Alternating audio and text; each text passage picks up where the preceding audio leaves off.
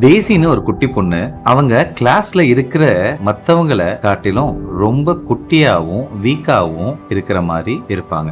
ஆனா அவங்களுக்கு ஜிம்னாஸ்டிக்னா ரொம்ப இஷ்டம். ஜிம்னாஸ்டிக் கிளாஸுக்கு தவறாம போவாங்க.